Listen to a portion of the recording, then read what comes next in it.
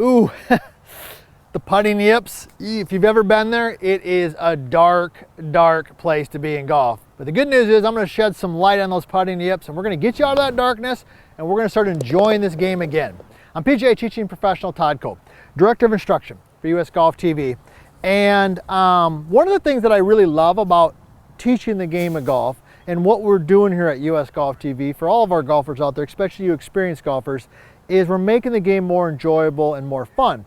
And when somebody comes to my lesson team, they've had the putting yips, it's a pretty serious thing because it can literally ruin the fun of the game. So today I'm going to share with you 3 different things that you can do on the golf course or in your practice to get away from or overcome the putting yips. And then I'm also going to give you one drastic grip change that literally saved the career of one of the all-time great players in the game. So here we go, let's dive right into it. So first of all, the putting yips typically happens on shorter putts. So I've got a putt here, I don't know what it is, maybe 5-6 feet, something like that.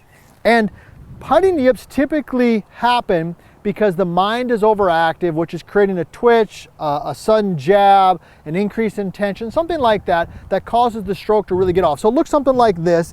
The golfer might make a really good practice motion, all right, look pretty calm and confident, and then the minute that they get ready to hit the putt, it ends up being like really quick and jerky. And yes, I did make that, Nick, I'm sorry. All right, I promise I'll make the ones when we change on the technique. Nick is laughing at me behind there. Okay, but you saw the stroke, it was really jabby and really quick.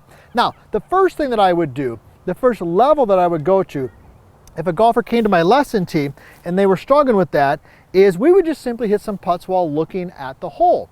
So one of the reasons people tend to get really quick or jerky, yip, with their putter is because they're very, very ball focused. They're focused on the stroke and the mechanics. So by simply just making practice strokes while looking at the hole, all right, what instinctively happens is the subconscious mind moves away from the mechanics of the stroke and moves towards the target. Very similar to like throwing a ball, shooting a basket. We're typically looking at the target in most sports. Golf is a little different because we're looking more down at the ball. So you can literally make putts while looking at the cup.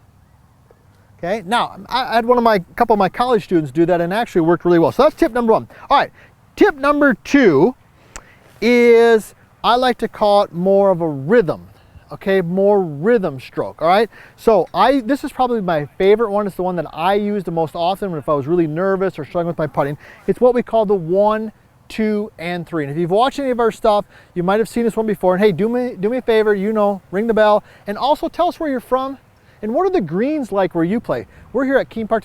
Greens are beautiful shape here at Keene Park today. But where are you playing from? What are the greens like in your particular area? Because that can have a big impact on how you putt. So here we go. We've got 4 different sections. We've got 1, meaning I'm looking at the hole. We've got number 2, I'm going to look at the ball. And is my backswing. And then 3 is impacts. Let me say that again. 1, 2, and 3. Okay, so there's 4 different segments. Let me go ahead and just demonstrate it without the golf ball. So I'm occupying my mind by talking to myself. 1, 2, and 3. All right, let me do it one more time, then we're gonna hit a putt. 1, 2, and 3. All right, everybody got that? So here we go. I'm set in there. Now I'm just gonna replicate that. 1, 2, and 3. Okay, that was the best putt I hit today. That's personally my favorite one, but it doesn't mean that's the one that you gotta do. All right, now, let's talk about another one. This one is a little bit more drastic. I actually saw a tour pro did this, it was a long time ago, 20, 30 years ago. And it's simply just to hit putts with your right hand only, okay? So you're set in there, or your trail hand. I call it my right hand because that is my trail hand, but just make putts with the right hand only, something like this. So I'm just making some practice motions with my trail hand, my right hand only, and I'm just gonna go ahead and roll it. This, as a matter of fact, is one of the drills that I use with all of my students. It's in our book, The Bad Lie. So that would be tip number 3. Now, why does that work? Well, let me ask you this. When you're gonna throw a football, a baseball, a softball, any form of ball, you just do it with your trail hand, right? Or your dominant hand, right? You do it with that. So the same way when we're putting, when I just get athletic and instinctive, naturally my brain is occupied, I hit better motion. So those are the first 3 things. Number 1, I can look at the hole. Number 2, I can rhythm count Number 3, I can putt with my trail hand only. Now, let me share with you one more. And this, if everything else fails, this is another one that you can do. And this saved the career. And if you know the golfer, put it in the comments. He's from Germany, still plays some great golf, won a couple Masters. And he really was the first person who brought this to kind of mainstream. And that was the left hand low or the lead hand low. It's relatively common now in golf. You see a lot of golfers use it, but he was the first one. I remember at the Masters, okay, where he broke out and he had his lead hand a little bit lower. Matter of fact, I think Tom Kite did it also when he won the US Open. Correct me if I'm wrong, but put it in the comments. Who was the golfer from Germany who won a couple Masters and putted with the left hand, the lead hand a little bit lower?